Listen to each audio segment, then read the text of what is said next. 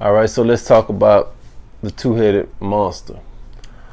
Um, and in case some of y'all out there who don't know who the two-headed monster is, the two-headed monster is Jeffrey Epstein.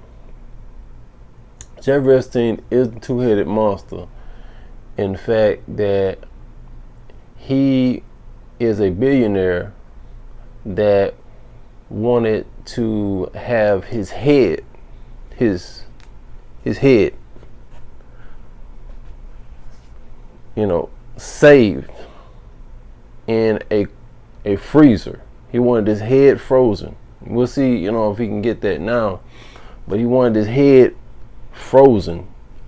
And he also wanted his head between his legs frozen as well when he died, because he wanted to save those two things,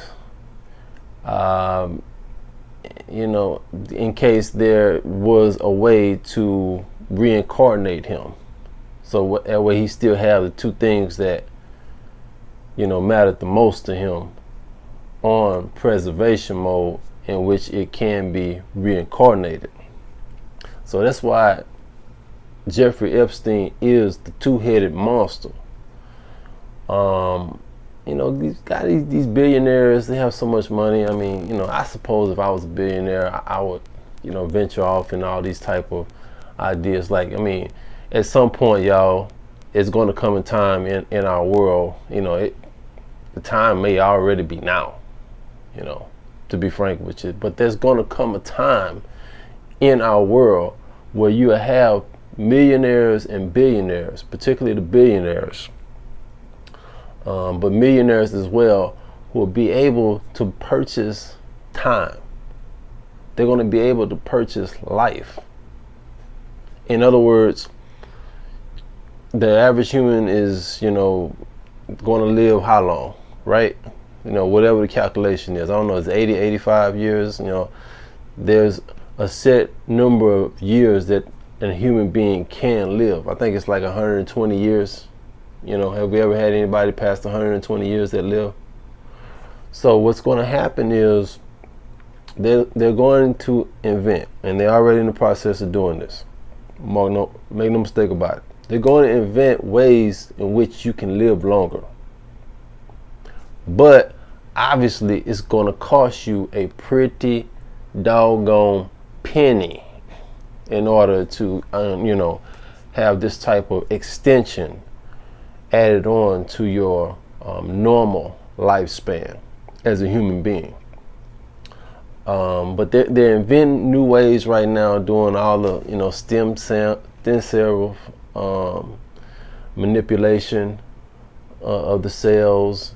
Just a lot of biological analysis that's being strategies that is being applied in order to accomplish this and make this a reality. Like I said, if it's not already a reality now, it's so much that's going on that only a few individuals on this planet is privy to knowing, that it really is insane.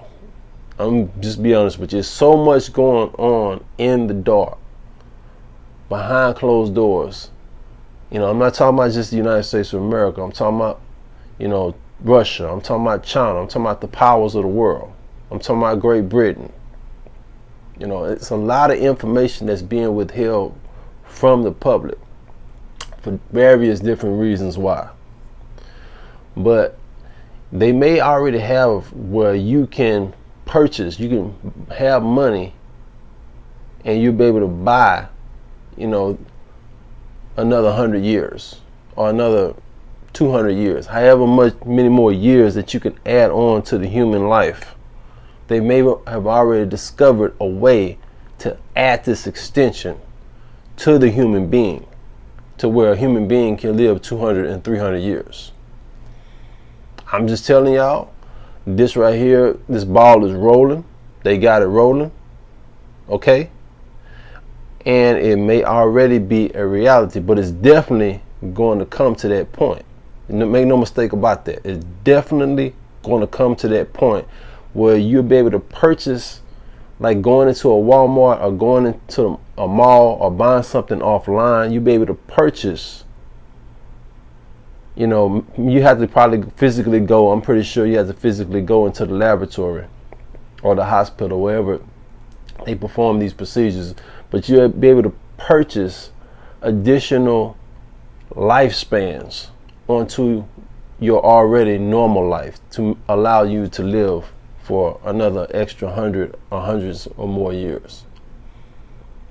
So this Jeffrey Epstein guy, he was in this line of, you know, trying to, obviously he a billionaire, so he don't want to die, right? So I want to live forever, right? I mean, you so high on your money that you can't even think straight. All you know is you want to live forever, right? So he wanted his head cut off, and he wanted his penis, the head between his legs, cut off. And he wanted it saved and frozen in a freezer. So, you know, if we come with this new technology that we can reawake one's consciousness. And Jeffrey Epstein wanted these things to be, you know, a part of his reawakening, if you will.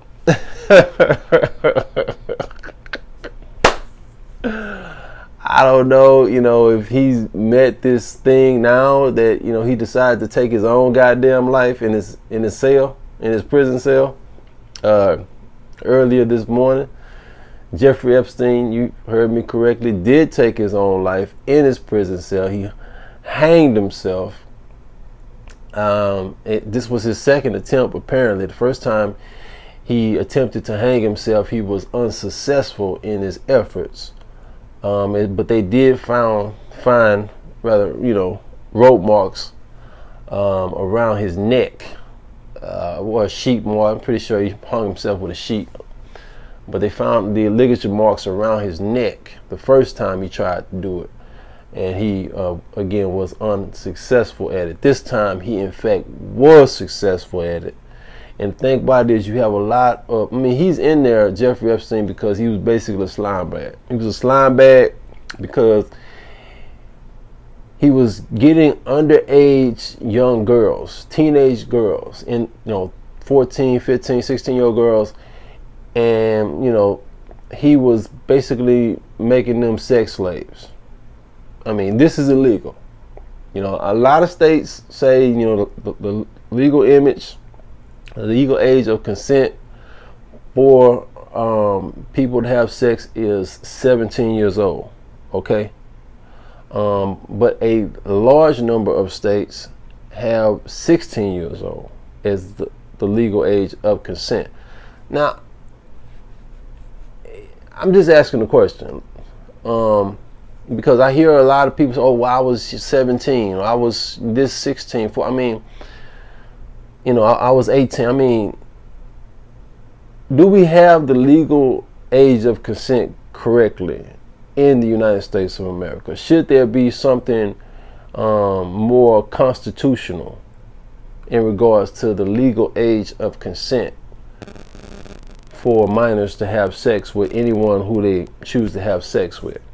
This is a question I'm asking y'all, because like I said, a lot of states in our union have 16 years old, the age of consent, that a minor can have sex with a grown-ass man, 30, 40, 50 years old. These are the laws in our states, like a lot of states. I don't know the exact number, but you can find out, and the other number is 17. I think 18 years old is like the least amount of states have 18 years as their legal age of consent. But a lot of states, as I mentioned, do have 16 years old as their legal age of consent. A lot of states. So when you hear 14, 15 years old, honestly, it's like what, 2 years, 1, 2 years difference? Is that maturation level, is that developmental level going to be that much more greatly in 1 to 2 years? You know, 14 and 16. That's 2 years. You know, if a 40-year-old man or a 50-year-old man can have sex with a 16-year-old girl, and society or the law, the society still frowns upon it, but that's the thing, the law says something differently than what society's saying. The law. So what we talking about here? Should there be some type of constitutional amendments for the legal age of consent in the United States of America as we know it? I'm asking y'all that question. But so Epstein, you know, he had all these incidents with these young girls and whatnot, and he got caught up, and he was facing 45 years. And he was like 60, 61, 66-year-old, you know, 65, something like that, in his mid 60s, and he was facing, you know, 45. And so basically he gave up. You know, he threw in the towel. You know, he took the coward way out, and he didn't want to face his justice, the repercussions for his actions as a grown-ass man. And so he ended up hanging himself. So that's the end of the two-headed monster, y'all. It's just tripped out how, you know, people get all this money, man, and they just think they can do whatever the hell they want to do, man. I mean, I guess it's human nature. I don't really know. I haven't been a billionaire, so. You know, but I mean, it's amazing people what they do with their money, and when they have all this free time on their hands. Yeah, but this guy right here, apparently also he wanted to seed humanity, meaning he wanted, you know, posterity basically to carry his seed, all of posterity, basically to carry the seed of himself, Jeffrey Epstein. So these type of ideas are just crazy as they, you know, go about in these guys' head who, you know, have all this cash, free cash on hand. But at any rate, just wanted to drop that off on y'all and respond to that. You know, I think the dude, you know, was a coward. I mean, he was despicable. He was disgusting. You know, he was just, you know, he was just a chump, basically, right? I mean, you know, a chump with all his money, right? You see a lot of them, but yeah, he took the coward way out, as was expected.